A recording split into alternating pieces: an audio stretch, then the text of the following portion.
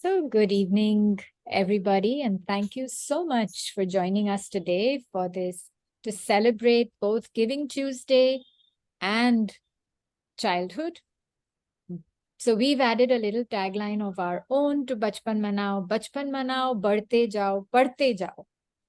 And that's how we say it at Adhyayan, that keep reading because reading is transformational. Reading is joyous. Reading is so much fun.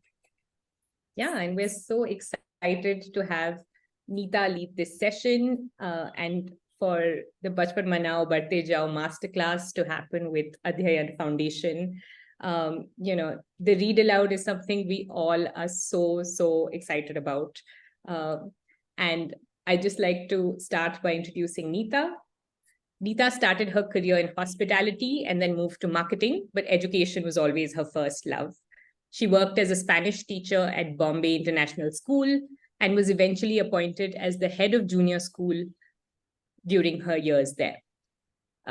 Nita was an active advocate of inclusion and community service during her years at BIS. She now works at Adhyayan Foundation as a director and oversees the Read Aloud programs in Karnataka's rural libraries and with government schools in Delhi. Nita, we're so excited to have you here and excited to see you host this session. Before we start, before I hand it over, I would just have one request from everyone. You can switch off your videos and just be on mute. I think we'll have some time for Q&A at the end. Or you can keep adding your questions in the chat, and I think Nita will get to that whenever she can. Over to you, Nita. Thank you so much, Maitri. You said you're excited, but no one can be as excited as I am, because whenever it comes to talking about the read aloud, my eyes just light up. And I don't know, I think it's just the most magical thing that we can do for children. And I'm like this read aloud evangelist going around telling people that if you don't do anything else with children, just read aloud to them.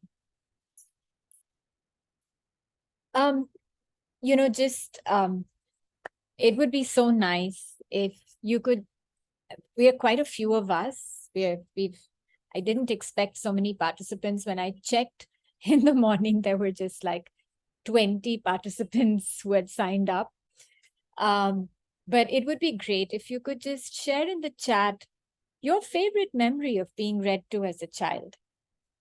And we can, all go back down memory lane and think about who read to us. What made us maybe get interested in books?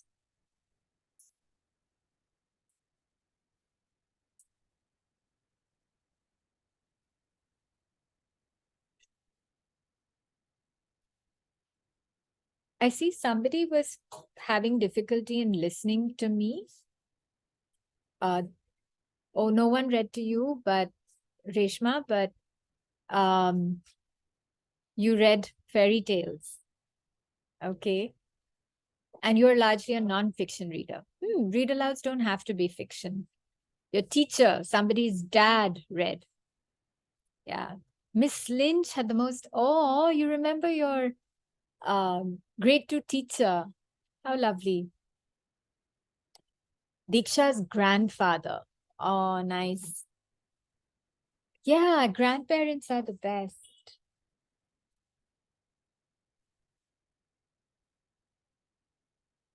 And Ayushi says it was, she would read Goosebumps. Yeah.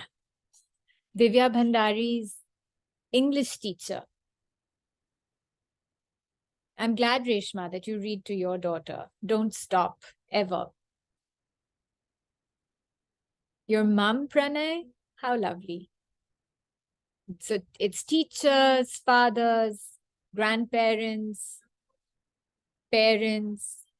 How lovely. But a lot of us actually, never got read to. I was one of those where actually nobody ever read to me either. I think when I was little, I just discovered books on my own. And I don't recall anyone ever having read to me. I think it was just assumed once you learn to read, you'll read on your own. I didn't, it's really odd. I sometimes wonder about it myself that my parents weren't big readers either. So I don't know where I developed this love of books for or from. It was by accident for sure, but unfortunately, not every child has this attraction to books. And, sometimes you really need to take them there. My first experience of being read aloud to was actually when I was in my teens. I had this English literature teacher called Mrs. Anne Orphaly. And she, to this date, I just recently sent her an email telling her how much I used to admire her. She was an English woman, and she had this beautiful dark hair and bright blue eyes. And we were studying Shakespeare. And she started reading Shakespeare to us.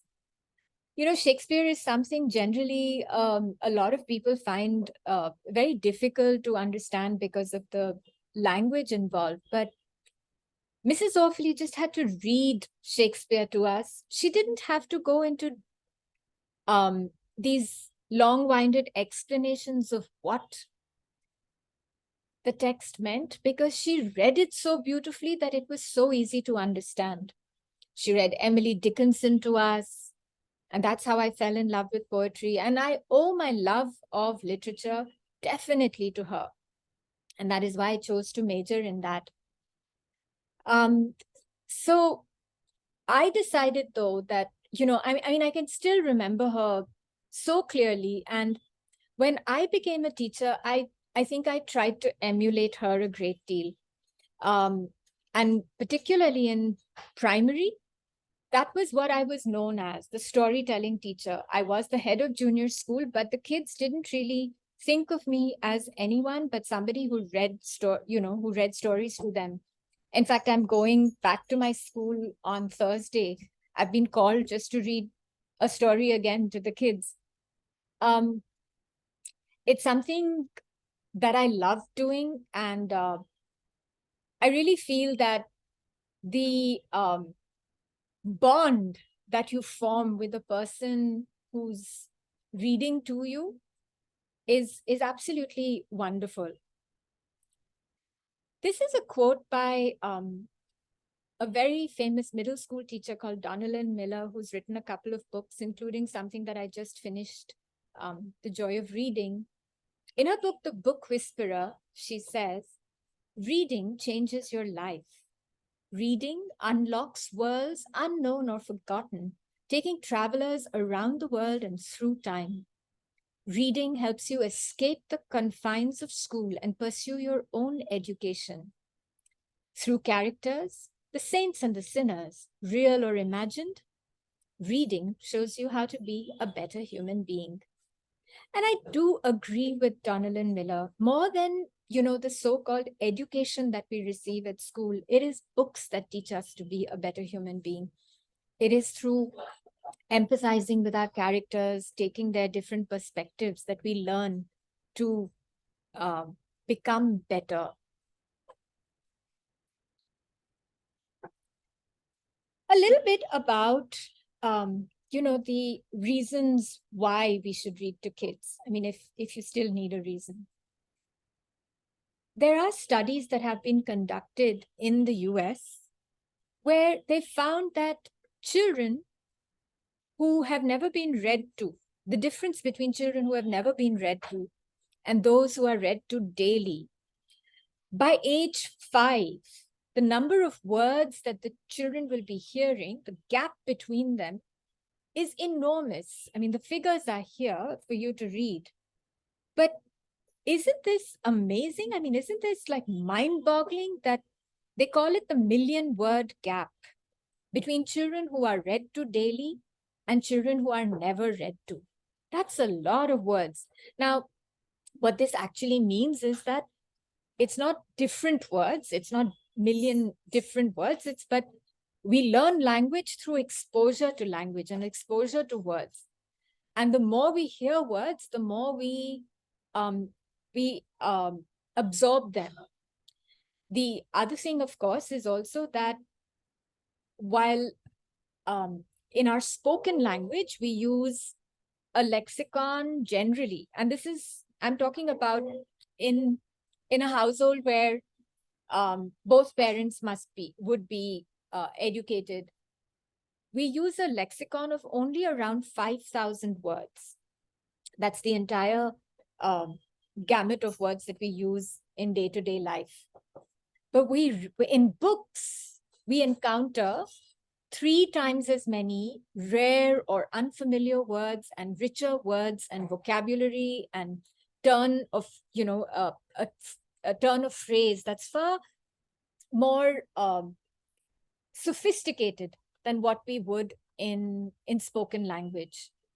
So that is the difference. And this is, I'm talking about 15,000 words just in picture books, not even in books that have, we're not even counting books that might have very specific academic vocabulary or things like that. This is just in children's picture books. And the thing about this is that also that, when we're reading on our own, we are focusing on so many different things that it's hard to comprehend what we are reading when we are reading on our own, because there's so many different factors involved in comprehension. One is why we are reading, whether it is for purely enjoyment, for academic purposes, for research, or for some other kind of non-academic learning. What are my own abilities as a reader? What kind of background knowledge do I have about this will influence how I comprehend text? What is my own grasp of language? What are my own abilities to pay attention? And in today's day and age, reading, even the best of readers get really distracted because there are all these beeps and pings that come from our phones and different devices that keep distracting us. It also depends on the kind of text we're reading, and it depends on the sociocultural context in which we are reading. Is reading something that is honored in our homes and school environments? Are we getting support for being readers? What is the cultural attitude towards reading? So all these factors affect comprehension. What the read aloud does, however, is that because when we read with expression and intonation and our ability to comprehend what we are listening to becomes far better. And it is really one of the best ways in which to get children engaged in texts. There are 3 secrets to reading, and this is something actually I've borrowed from a very popular children's author that you might have heard of called Mem Fox. She calls it the magic of print. So first of all, reading exposes us to the whole magic that all these letters that we see actually have a particular sound. And when they're put together, they make meaning. Then we have the magic of words. We learn all kinds of different words through our reading, words that we might not come across otherwise. And then it opens up the magic of knowledge for us, which is all these new worlds open up for us, worlds where we can learn about different cultures, different people, different milieu, so many different things. So she calls that the reading unlocks these 3 things for us. And I really love that expression. And as I said, that, it frees us from the struggle. A lot of children, actually, when you think about reading as a process, it is such a complex process.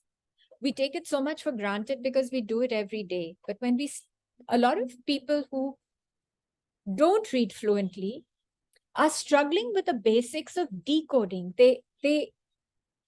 When we're engaged in just focusing on decoding words, we can't actually focus on meaning at all. So when someone takes that away from us by reading aloud to us in a manner that is pleasant and makes us understand things better, it helps us understand things better. Sorry, I lost my train of thought because I'm trying to move this box out of my view and it's not going. Sorry, just give me a second. Yeah, it's blocking my screen. So just let's think about, I'd love to hear from you. I've been talking a lot. And there seemed to be a question in the chat. Oh, Reshma's question is a very important one. We'll come to that. Until what age should we read to kids? We'll come to that. But before that, I'd love to hear from all of you that what do you think after this whole spiel that I've given you? What do you think are the actual benefits of reading aloud to children, apart from helping them comprehend better and exposing them from new words? Those were two things that I mentioned, but any other things that you can think of? It's like a bonding time. Bonding, so important. Yes, somebody else has echoed that, Shweta. Confidence to express yourself, building connections, imagination, unleashing that imagination, having conversations about books. Thanks, Deepika. Yes. Building listening skills, Bhavna. Yes.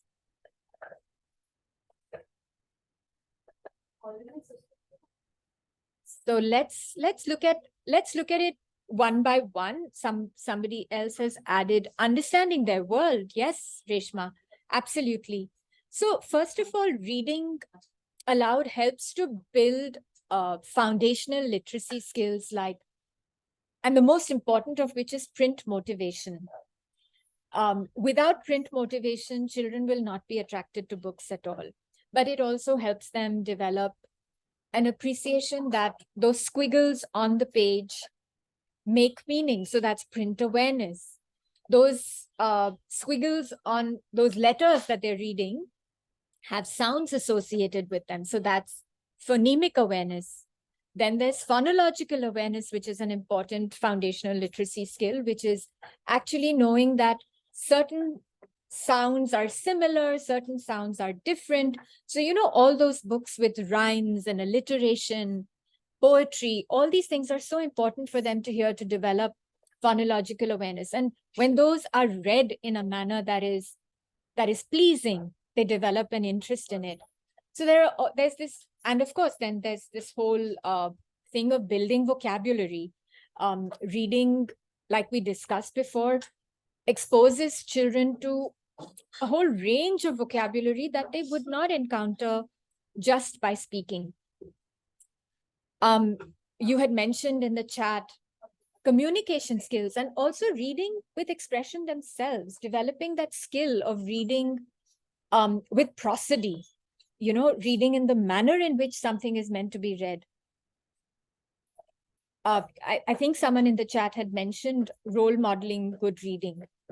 You had also said very correctly about improving listening skills. What about thinking skills? When we are reading aloud, we are not just reading aloud, we are interacting with the children. We are asking questions in between. We're getting them to predict, visualize, make connections. So definitely developing those thinking skills as well. As one of you mentioned, or actually quite a few of you mentioned, developing your imagination and knowledge of the world, or reading opens up so many different worlds for us. Books, I think many of you may have read that seminal essay of Rudine Sims Bishop talking about books as mirrors and books as windows and sliding doors. Children need to see themselves in books, but also need to step out into the world and step into other worlds. So we often, when we are reading, we empathize with different characters. We also develop perspectives about why somebody might have behaved a particular way when we know their backstory through books. We maybe, if we're reading about people that we have a preconceived notion about, by reading about their lives, we might realize why they behave or act in the way they do and develop that empathy and not judge them as much. Reading is also a very social enterprise. And so we develop the skills to interact socially, as Deepika mentioned, to talk about books to others, to describe what we're reading and do things together with books. And primarily, like I think more than anything else, more than any other benefit, when you get kids to love books and love reading, I feel we are setting them up for life to become learners. And that is the best gift that we can give them. Again, a quote from Mem Fox, reading aloud and talking about what we're reading sharpens children's brains and helps develop their ability to concentrate at length, to solve problems logically, and to express themselves more easily and clearly. The stories they hear provide them with witty phrases, new sentences, and words of subtle meaning. So very concisely put, but so much power in what she said over here about the benefits of reading. So, I mean, here, I think this is like a bit redundant. I don't really need to tell you all this, but reading aloud, besides, of course, the whole idea of reading with expression, is also about asking, interacting with your audience. The audience may be just one person, or it may be a whole class or a whole group, but interacting with them, interspersing it with those questions here and there, getting them, sparking off discussions, thinking about things before and after you have read. So it's more than just reading a book. And that is the beauty of the read aloud. So who can read aloud? Parents, older siblings, any caregiver really, grandparents or other relatives, like some of you were lucky enough to have grandparents reading to you, teachers or librarians. At Adhyayan, we're working with librarians across rural libraries in Karnataka, and they're discovering the joys of reading aloud to children. And any volunteer or social worker. We have a lot of volunteers who have signed up to read in Goa, and a lot of teachers, of course, in Goa as well as Delhi, who are taking up the read aloud and taking it to their classes. And now to come, so in short, anyone. And now to come to Reshma's question, that what age should we stop reading aloud? Like, what is the ideal audience for a read aloud? You can start as young as tiny babies and infants, toddlers, children of all ages, and even adults. Who doesn't, are any of you aficionados of audiobooks? I love audiobooks because hearing a book being read to me, it's still a very joyous experience. One book in particular that stands out is listening to Michelle Obama narrate Becoming. It was such a beautiful experience because not only did she read beautifully, but it felt so much more, I mean, because it was her own biography being read by her autobiography, actually. It just made me feel closer to her and understand her so much better because she read out the book. So yeah, Reshma, you don't stop reading aloud to children. You just continue through your life, through their lives. So in short, anybody can be read to. And now we come to the part where I will read to you, if you let me, and you can perhaps hear what a read aloud might sound like. So this is a book that I think between, I think if I wish we could somehow contact the author of this book, because the number of times that this book has been read in the number of places and the number of languages because of the Read Aloud program, it's going to go down in history, I think, almost. It's called A Book for Puchku. The author is Deepanjana Pal. The illustrator is Rajiv Ipe. And it can be found on Storyweaver. It's published by Pratham Books. So everybody, A Book for Puchku. Oops. Just give me a moment to bring it up. I should have checked this link again. But it won't take me more than a few seconds to get it up. Just bear with me, please. There we go. It's loading. Yes, and I shall share screen again and begin. Wow, I did not realize we'd reached 70 participants. I'm now a little nervous.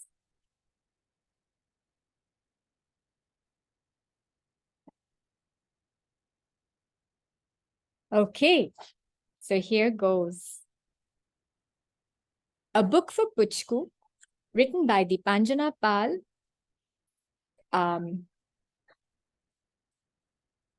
illustrated by Rajiv Ipe, and published by Pratham Books.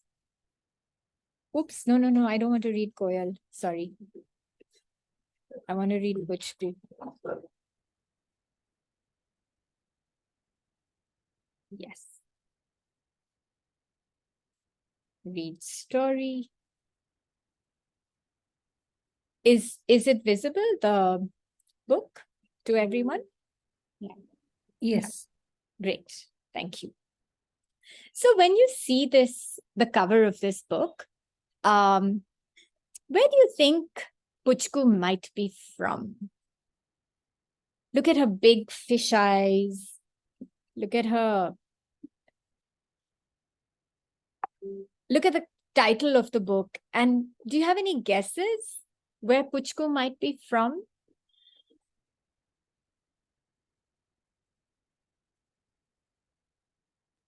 Probably a rural part, a village. I meant which state of India? Yeah, maybe because of the way she's dressed, you're saying that. Yeah, possibly. But do you have any like guesses about which state she might be from, which state of India? I think there are a few guesses in the chat. Can you read them out, Maitri? I can't keep track. So some have mentioned South India, Kerala, Bengal, Kerala, Tamil Nadu. Okay. So my guess, you know, any of you could be right, because I don't know for sure, but I have a feeling because of her name, Puchku, that Puchku might be from Bengal, because I've read that, or I've heard rather, that you know, in Bengal they have this custom of giving what they call, I think, a daknam to you have a bhalo naam, which is where the phrase "what is your good name" comes from, and you have a daknam, and I believe that this daknam is usually something funny, so that it wards away evil spirits from the child. So they don't give a very pretty name.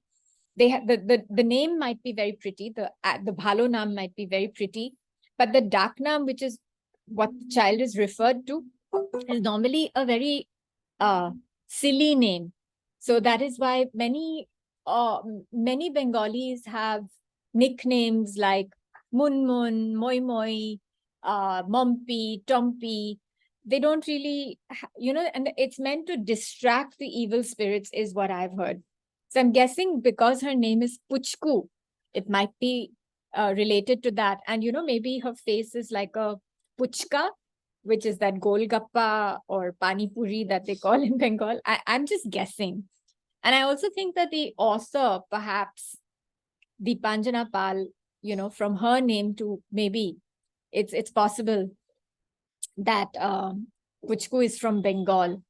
And as you can tell, I mean, what do you think Puchku likes to do from the cover?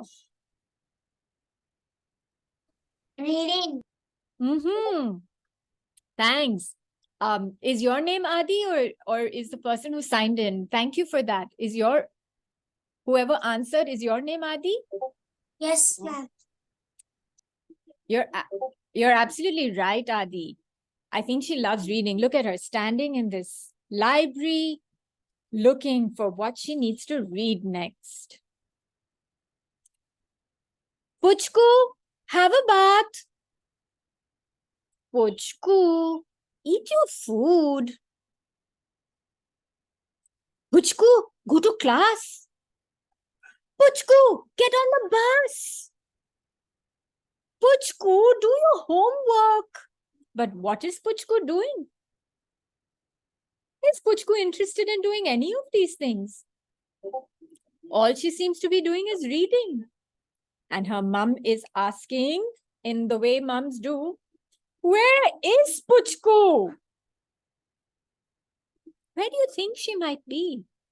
Adi, can you guess where Puchku is? Yes. Where do you think she is? Library. Do you think she's in a library? Okay, let's find out, Adi.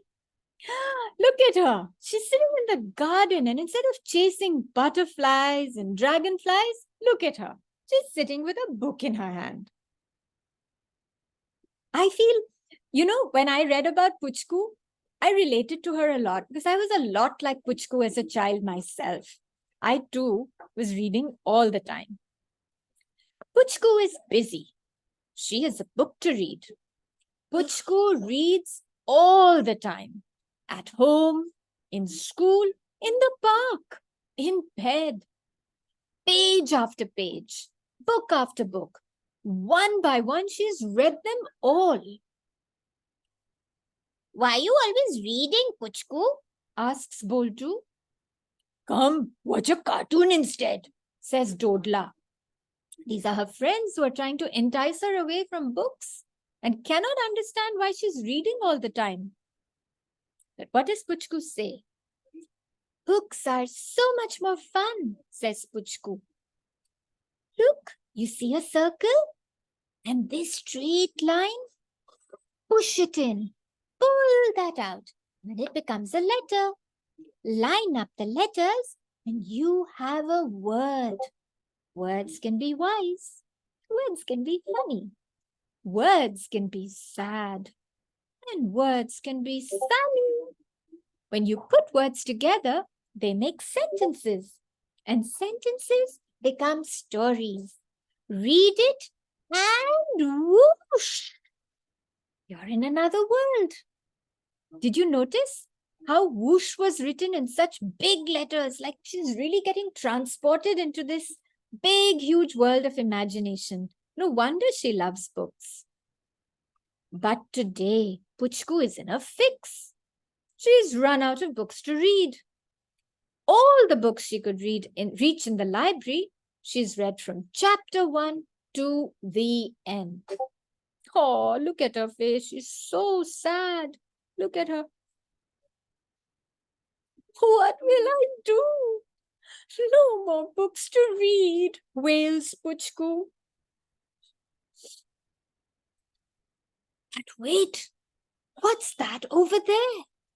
Puchku looks up and sees not one, not two, but 3 more shelves full of books.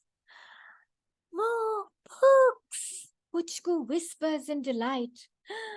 Is she going to be able to get those books? Let's see. Just as I thought.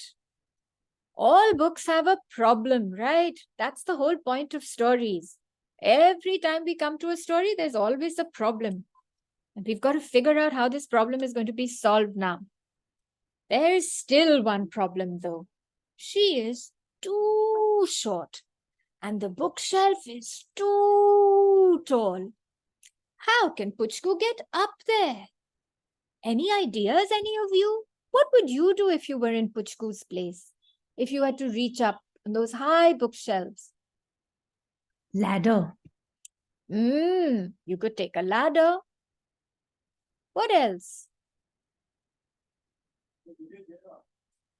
What else might you do? A stool.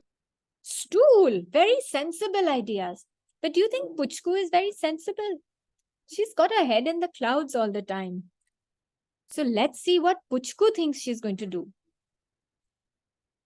Puchku is thinking maybe she can use a washing line. Is that a very practical thing to do? Or Ma Sari to climb? How about the chairs and tables in the room? She's even drawn all these plans about how she's going to get up there. But not very practical ideas. This all looks very dangerous to me. It would be really helpful, thinks Puchku, to have a giraffe at hand, even a monkey, or both. Is she going to get a giraffe or a monkey to help her? But let's see what she does. Puchku has a plan. She calls Boltu and Dodla for help. As quiet as they can, they climb on top of each other. Boltu, you're heavy. Dodla complains. Told you not to eat that last Roshagulla. It's not me, Boltu hisses. It's Puchku. Shh! Almost there, says Puchku. But you see this in bold. Just then, it all goes wrong.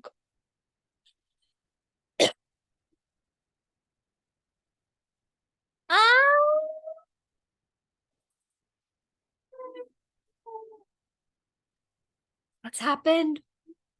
Just as we thought. It wasn't so easy getting at those books. Boltu and Dodla have fallen down, and Puchku is left hanging up there. Oh my God, who's going to help her now? What's happening here? It's the very tall librarian. She puts Puchku down. Boltu and Dodla run away. Puchku looks up sadly at the book she almost had in her hand. Can I help? Asks the very tall librarian. I was trying to climb the bookshelf. I have run out of books to read, says Puchku sadly. Why didn't you say so? Says the very tall librarian. As long as I'm around, you do not have to climb a bookshelf. May I pick you up? Puchku nods. I'll take this and this and this one too, says Puchku happily. Thank you. Take this one too, says the very tall librarian. When I was small, I loved this book. You were small once? Puchku asks. Oh, yes, even smaller than you, says the very tall librarian. But then I grew, and so will you. Until then, all you need to do is ask for a book, and I'll be here to give it to you. But is Puchku listening? No, she's not. She's inside her book, through a circle and a line and a letter and another, then a word and another, a sentence and another, and now a story.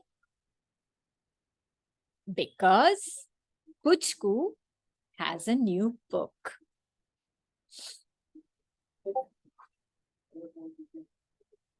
I hope you enjoyed that story. Everyone, no matter what age I've read the book to, really has enjoyed the story. I'd love to hear your views.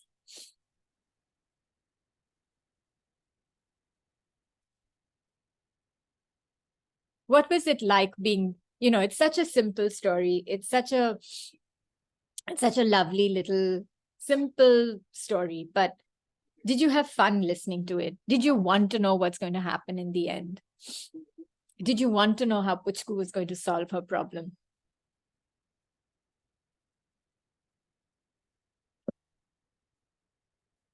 You can unmute and speak, because I can't, I'm finding it hard to keep track of the chat. Thank you, Prasad. Okay, I am accessing the chat now. Yeah, I think lots of comments in the chat about how lovely the narration was and how lovely the different voices were. And someone felt like they wanted to keep on listening to you speak. How sweet. Thank you. Thank you so much. So, as I said, this book has been read so often, and it's a very simple plot, but you can make any book come alive like this. It's, it's a very simple recipe for a good read aloud. So you need a good book, okay? And you need your voice. Now, with your voice, what are all the things that you can do with the voice? What were some of the things that you noticed I was doing with my voice? I'm sorry, I know that at one point I kind of, my throat caught itself, but what were all the things that were possible with my voice, with anybody's voice? I think you were changing your voice every time there was a new character. Mm-hmm. And then there was this one voice that you were using when you were asking us questions in the middle of the story. So there was the narrator voice, there was the voice for the different characters. In fact, even as I stopped, like when I read out a dialogue, I didn't read the verb in the same voice. It ended because I wanted you to think that the character was speaking, right? And there were times, if you notice, that I was reading very quickly, and there were times when I was deliberately reading very slowly. There were times when I went really soft, for instance, in that phrase, as quiet as mice. And sometimes, like when she fell down, I really screamed, ah. So you can do so much with just your voice. You can change it for different characters. You can go fast. You can go slow. You can try. You can you can pause for effect. You can put emphasis on certain words. There's so much you can do with just your voice. And then, of course, along with the voice, because the reader is facing an audience, you need to also use your face effectively. So there were times when I was expressing joy, sadness, everything through my face, and on Zoom all you can see is my face and maybe my hands a little bit, but there's so much you can do.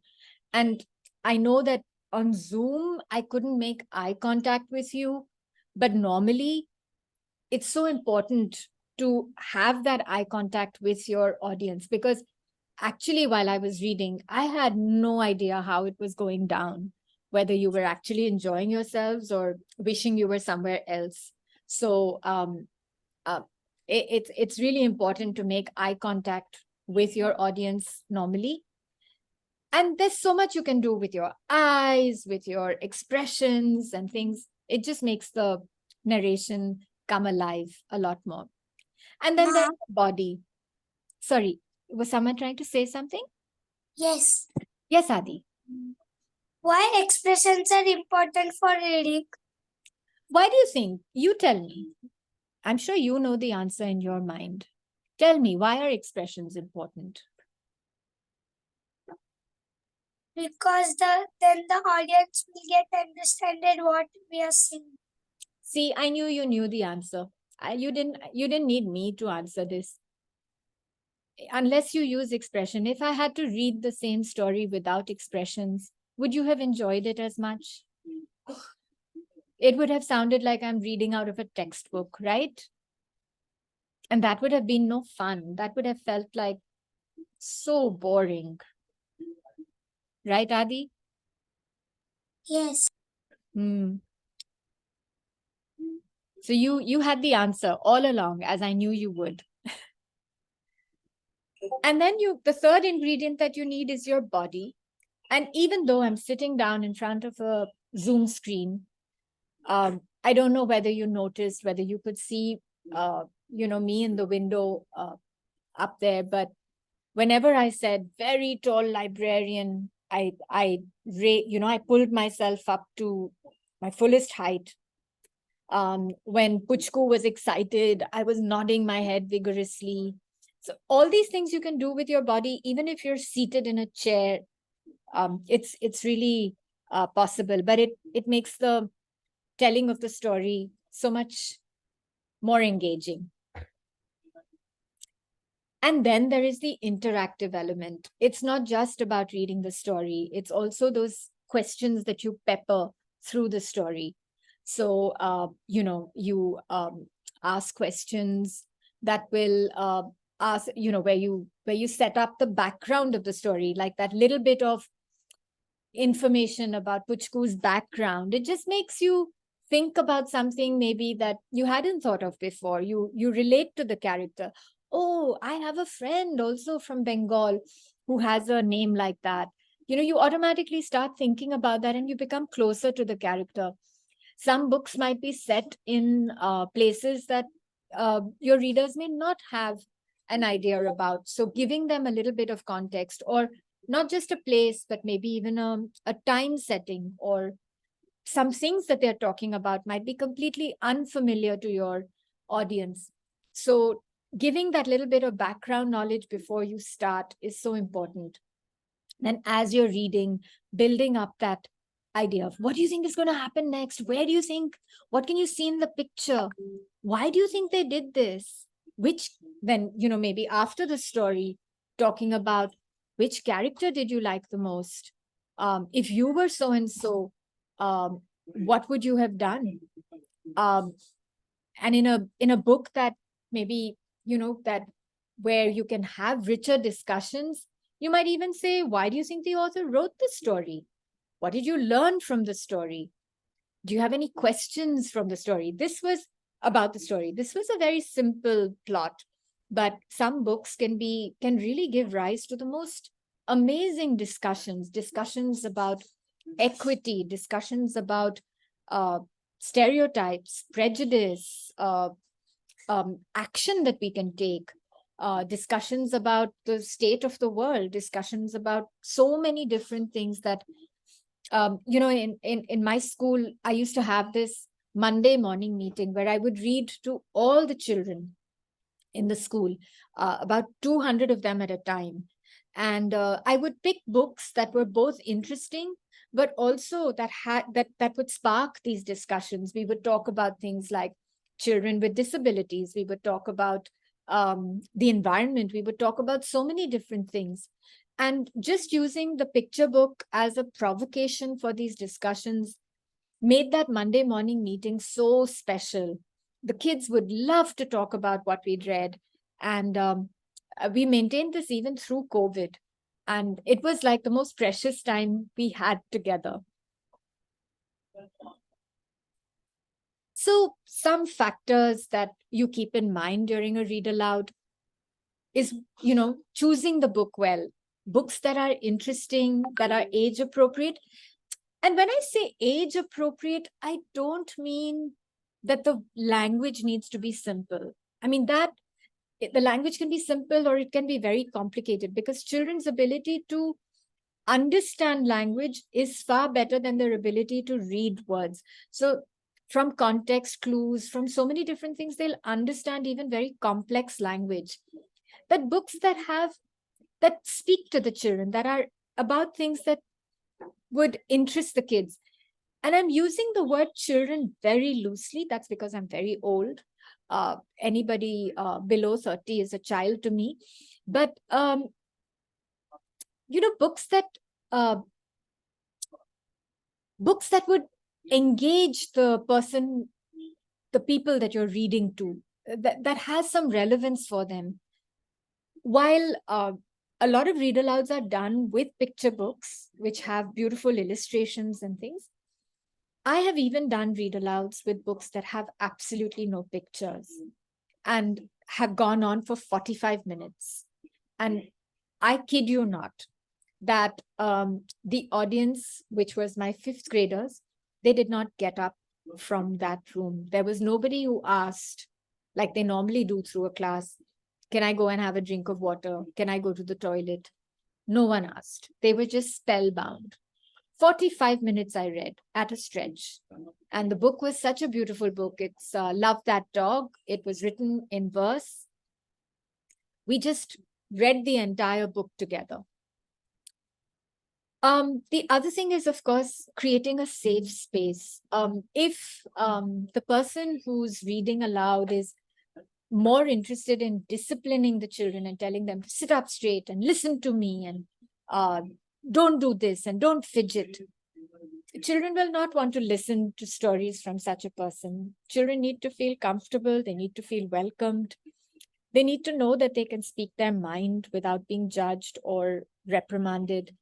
So creating that safe space for the listeners. Picture books are a beautiful way of getting children to develop visual literacy and pay attention to what the pictures are conveying and read the pictures as well. So many books today have got the most beautiful illustrations by such talented illustrators. And there's so much we can learn about the culture, about art itself through picture books. We can develop empathy for the characters, and kids pick up on some, things that we adults just do not. They'll notice those small details that have completely escaped us. So taking time to look at the pictures and admire the pictures is also really very useful. And using books to do that consciously is something that we can do. We already spoke about how we can use our voice, face, and body to be expressive. And we also spoke about how to engage the audience with questions, getting them to make predictions, infer things. But that is where you need to be, with both expression as well as engagement, there needs to be a little bit of discernment that is used. Yes, Adi, sorry, you have a question. Yes. Ask away. What means prediction and inferences? Good question. Okay, so prediction is when, you remember when I asked you, what do you think is going to happen now? And you guessed, you used your head to think about what might happen next. That's called making a prediction. Do you understand that now? Do you understand what making a prediction is? Yes. And now I'll tell you about inferences. Like, for instance, when you saw the picture of Puchku sitting on that pile of books, crying away, what did you think that she was feeling? She was feeling sad that there were no more books to read. Exactly. And that is called making an inference, which means you have some information. Nobody told you, right? It wasn't written there that Puchku is feeling very sad. You thought of that on your own by looking at that picture, that how sad Puchku is feeling. So when you use your own mind to guess at how people are feeling, or what is what is not written in the text, but what you can get from it on your own, when you're using your mind to think about these things, that's called making inferences. Thank you. Most welcome. And thank you for asking questions, Adi. I really appreciate that. Because, there might be others who are thinking about the same things, but they're not asking those questions. It's really good that you are. Thank you. So, yes, Reshma. See, now you encourage somebody else to ask a question as well. Thanks, Adi. So I put a question in the chat box, but I'm still asking that what is your point of view on interaction or conversations in between the read aloud? I noticed that you kept it to a few. I'm just wondering whether too much interaction or too many, too much of questioning back and forth breaks the flow for children. In fact, that's exactly what I was coming to, Reshma. Thank you for asking that and bringing it back on track. With engagement, yes, you do ask those few questions, but you have to be very discerning with it. You have to be very, you have to use your judgment, because you can lose your audience very rapidly. And if you have a very young audience, sometimes if you, like, I remember once, okay, I was reading this book about, and it mentioned something about whose birthday it was. And I said, is anyone's birthday coming up? Oh my God, I had let loose a Pandora's box. They were kids in kindergarten. Each one of them wanted to tell me when it was their, not only when it was their birthday, but when it was their aunt's birthday and their uncle's birthday and their neighbor's birthday and their father's birthday and their grandfather's birthday. It just went on and the whole thing got derailed. So you've got to be very, very careful about how often you break your narrative, what are the kind of questions you ask while reading, because you can really go completely, you can just, and then there'll be this one child who like so frustrated tell you, can we just get back to the story? So good, I'm glad you brought that up, because that is so important. Also with expression, something that I didn't talk about earlier is, while everybody will have their own style of reading aloud, and it's important to be expressive, at the same time, and you can be a little silly, you can be a little, but there is a point if you're overdoing things where your audience will get very put off. So you've got to, again, temper that expression with a little bit of judgment over here, that look, I can't go all out and make this sound like I'm talking down to people. And I think that they're so silly that unless I talk in this very sing-song baby voice, that people will not understand, because there's nothing more off-putting than that. So again, the way you express yourself and the number of questions and the number of discussions you have. Discussions are always after the book, not during the book. Yeah, just enough questions to get them interested. Yes, Reshma, continue. Yeah, that's I'm glad you mentioned that, the too much expression does put me off when I'm listening to storytelling sessions by adults, which are targeted at children. But I had another question about, so I understand that the read aloud programs and a lot of the story reading happens in the context of schools or a not commercial space. What is your point of view when we are trying to read at a lit fest or at a bookstore? Is it okay to leave the end of the story left to the child's imagination, or is it unethical because after all they're children and they'd go back with an open loop in their mind? But we used to do this very deliberately, Reshma, at school as well, where, so one of the way, so something that we didn't talk about earlier when we were talking about benefits of reading aloud, as children grow, right? So at the picture book level, at the younger age group, they read a variety of picture books and all, that's fine.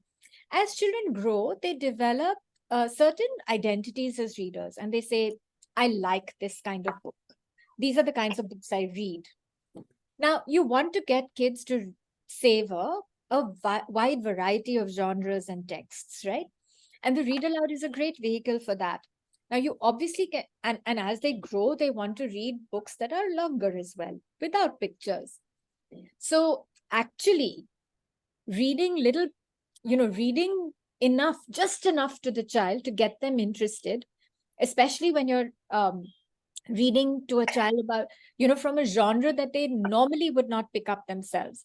Like, for instance, I think a lot of children today may not pick up the kinds of books that we grew up with at all. And they might be losing out on a whole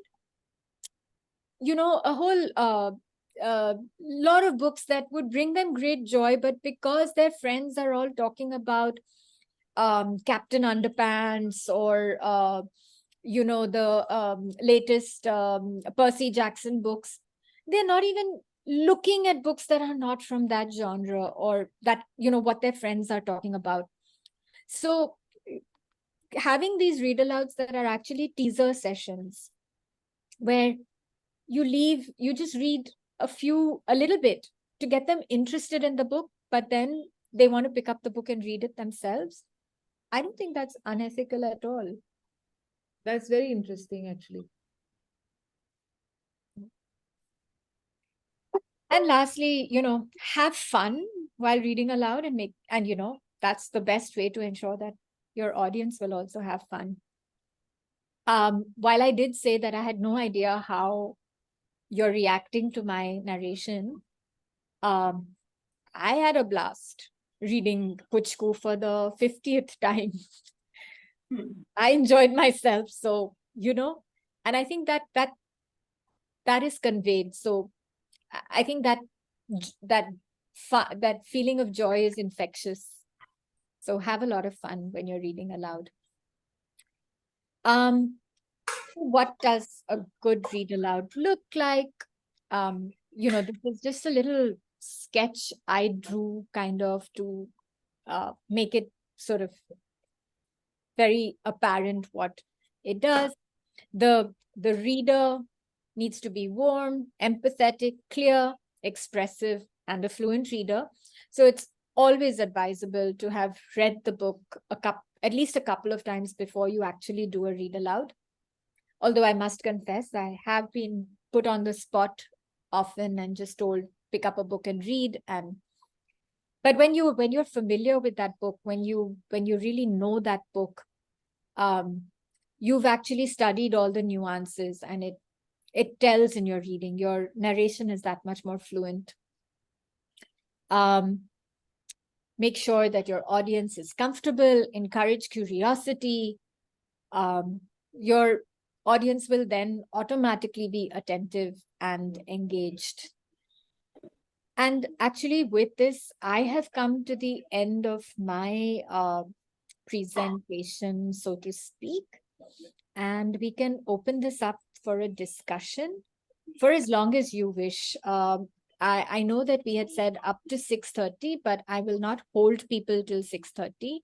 If you have other things to do, which I'm sure you do, I'm 100% sure you do, feel free to stay, to go, to keep chatting about things that you love, books that you love. Ask questions like Adi and Reshma have been doing. Yeah, so I'm at your disposal till 6:30. Yes, Shrishti. Yeah, hi Nita. Thank you so much for the beautiful session. I absolutely loved the part where you were reading the book aloud. I think it was beautiful. My question, Nita, is mostly around teacher training. So when we say facilitate read aloud sessions for an audience who is probably not acquainted with these strategies of reading, or who are first time teachers who are reading for the first time for their classes, what are some of the recommendations you would have for such an audience? And also, like, if somebody is like, if I'm working in the capacity of a trainer, then what is it that I should keep in my mind? Because read aloud is a very aspirational thing, but we also understand that it takes time. It is a slow process. So what would be your recommendations and suggestions? So, we have in the audience a whole bunch of people from my organization who are like you, trainers, and they work with a very varied lot of people. Varsha, for instance, works with librarians who are not even trained teachers. So they have never read aloud to anybody. You know, they were hired as librarians, not because they qualified to be librarians, but because, you know, they were hired for a very clerical job. So reading aloud was not something that came with their job description. I have Ayushi here, Sakshi, Steffi and Manjita I saw as well in the audience. And all of them, this is their day job. They teach people to read, they train people to read aloud. So I'm going to open it up to them because they are the ones who are actually doing this day in and day out. So they're the experts. Nice way here. to put us in the spot, Nita. Thank you. Smooth. Go on. Tell them what it's like. Actually, the perspective of librarians. Thank you so much, Nita. It's fantastic because I was like super like fascinated when I heard Nita was doing the read aloud. So just to give you a context, and you're like reading the stories to children, and then you're going to make adults do the same. So one of the things that have actually helped me is the way the training has been curated. Level 1, level 2, level 3. So the first level 1 is literally like breaking the ice and just shaking them a little and bringing out that little bit of, whatever little bit of shyness, considering my audience has never had any kind of training with children or child education and just to even be with children. So just to break the ice and just, it was almost like a performance for me because that's the reason I use the word audience, because they just wanted to be like, oh my God, this reminds me of my grandmother telling me a story to me, or this reminds me of my school days, or my mother giving me a bedtime story. I can't believe I've not done this as a librarian to my own children. So these kind of, just these euphoric moments that, oh my God, I've lived this or I'm reliving it. So just to bring that out is a very natural way for a person who is not been with child education and dealing with children. So this is something that came in very helpful, and I think that's how even Nita always has told us that if they have, just create that willingness to learn and unlearn or just enjoy, and it's a story, how harmful or how difficult can it be? So it was really simplified. So the structure of the course itself is so user friendly, and it works across intersectionalities despite age. I mean, everybody, you don't even have to sometimes know how to read a book to actually narrate a story. So that's simple. So there is no audience that cannot do a read aloud.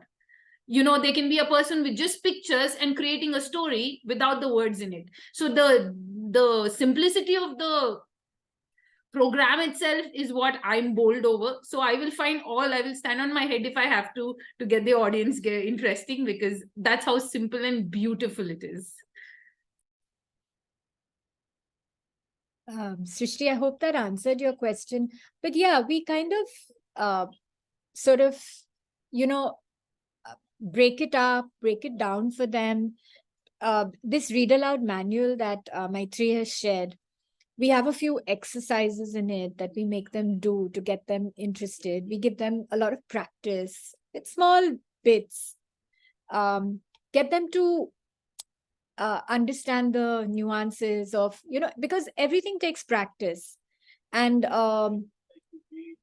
initially it might seem weird, but then once they start getting into it, they realize, oh, wow, the children are actually enjoying. So they might start off very tentatively, and then there's so many resources available today. There are YouTube videos of people who are reading aloud. They can listen to them. But yeah, breaking it down and making it, not giving them that opportunity to learn step by step. Thanks, Varsha, for sharing. Deepika has asked a question that what are common misconceptions or mistakes adults make when they read aloud? Are there any do's and don'ts? The one thing that I would say is a definite no-no is getting children to just, chant along with you, or ask questions that are so like obvious, and there's just one right answer, which is a tendency of many educators, unfortunately, that or generally that's the way I think a lot of people have been taught, so they do the same thing. So saying that if I had started a book for Puchku and I said, what is the title of the book? And you would have all repeated, a book for Puchku. Yes. Now let's listen to the story. Do you want me to read the story to you? Yes. Even if I'm thinking in my mind, oh my God, I have to listen to this person now for the next, 15 minutes reading the story. So getting people to, I mean, those are some things not to do. But I can't think of any other real do's and don'ts. I think another thing is, becoming very heavily moralistic about stories. Like, not everyone wants to be preached to. So choosing stories for the beauty of language, choosing stories for the beauty of just, the story itself, and not feeling that there has to be a purpose and children have to go away with this moral lesson. Sometimes that might happen organically, but that shouldn't be the purpose of stories. I'm sure the audience will also contribute. Prasida had her hand up. I hope I'm pronouncing that correctly. Yes, you are. Thank you. Yeah, I just wanted to also ask, how important is it for kids to have a copy of the book or the story that we read when we read aloud? So that depends on your purpose of the read aloud. Like sometimes when I think it's not important at all for them to have a copy of the book, unless you're reading it so that they learn to read the book with you. Then it helps. Like but if you're reading to them just for sheer joy, not at all. In fact, like now you could see it on the screen, you could see the words on the screen. But like I told you, I've read stories without even, without pictures. And kids have been able to follow what I said right through. Yeah. Yeah. So it's not even necessary that, we need to like keep the book front side, back side, front, like whatever. So that kids see the illustrations So that I do recommend when you're doing a read aloud, which is from a picture book, because the for illustrator, really small kids. Yeah. The illustrator has taken the trouble to illustrate that book. And, we spoke about those visual literacy skills that you can build. For instance, like something very obvious that comes across when you see illustrations, that you'll notice that books that are written in tropical countries, generally the colors will be very bold and bright. And books that are written in cooler countries, they'll have pastel shades and, muted colors, and even the style, like people will be drawn very differently. Pale. Yeah. So these are things that are interesting for children to notice, that, okay, why are people depicted like this? I mean, books written in South America and Africa and India, and, they're full of color. They're a riot of colors. And it's so interesting to bring all that up and talk about that. So I used to collaborate with our art teacher, where I'd read the book and then we'd discuss the style of illustration in the art class. And I'm talking about primary kids. I'm talking about kids in second grade, third grade.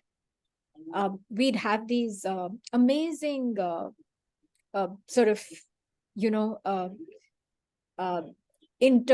are they called? I forget now. I've been out of school so long. Inter-subject. That's not the word I'm looking for, but it'll do for now. Yes. Thank you.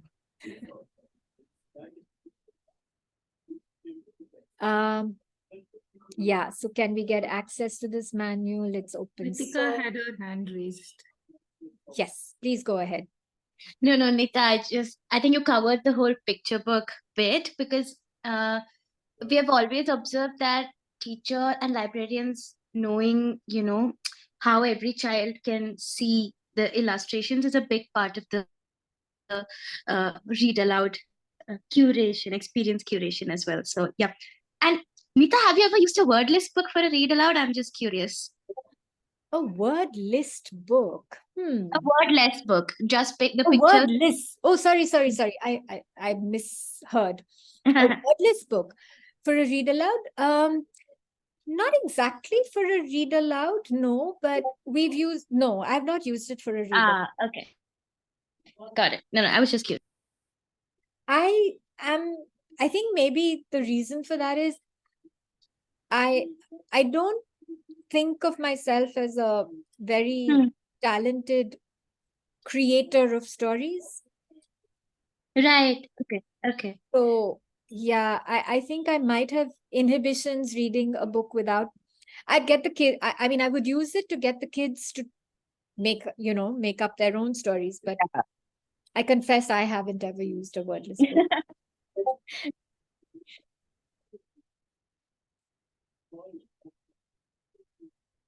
I think, if there aren't any more questions, I'm sure you beautiful people have other things to do. So if you'd like to wrap up early, that's perfectly okay with me. Yeah, Nita, there is one question that I wanted to ask, but Sure.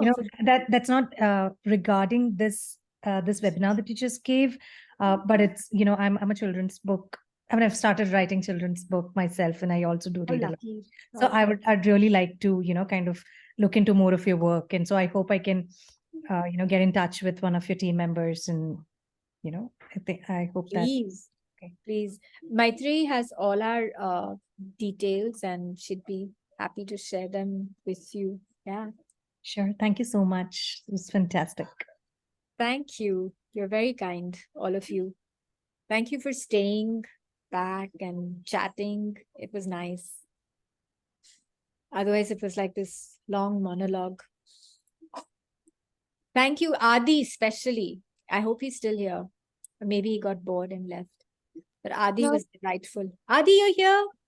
Yes. You made my day, Adi. Thank you. Oh, please don't call me ma'am. I'm just Nita. Yes. Thank you. I know I said I'm very old, but that I still don't like being called ma'am.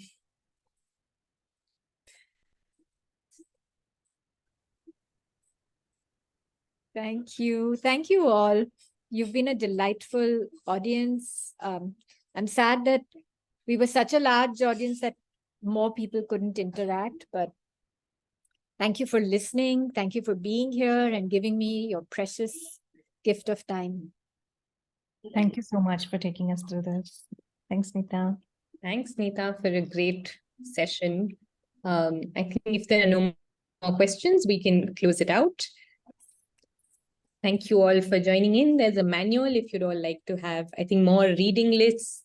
Is there any reading lists you recommend? It's in the manual. Everything's in the manual. So where do we get this manual? I'm sorry if I missed that already. So I think she posted a link. I'll post it again in the chat. It's free to use. Wait, sorry. Give me a minute. I'm sorry, I missed it.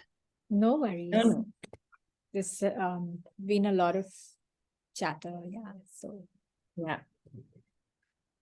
So I just added the link in the chat. You can click on the link, and it's a open source resource that you can use even just to summarize and go over the points. This is the first of a series of manuals. So there are more coming up. We've written, this is the first, 2 more are ready for publication, and 1 more I'm writing, which is, so the second one is using the read aloud to build visual literacy, which I've co-authored with Hiru Bhojwani. Then the other one is reading aloud to build writing skills. And the 4th one, which I'm very excited about, which I'm writing currently, is using the read aloud to nurture citizenship. and Wow. action. Mm, So yeah. nice. Amazing. I think we can close here. The recording we'll make available on the Bachpan